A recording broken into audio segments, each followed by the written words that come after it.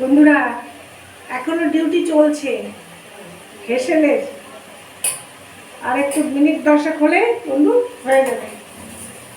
এই যে তোমার দাদাভাইয়ের সাজনা ডাঁটার ঝোল হচ্ছে, ওই সাজনা ডাঁটা দিয়ে মাছ দিয়ে খাবো, ঠিক আছে?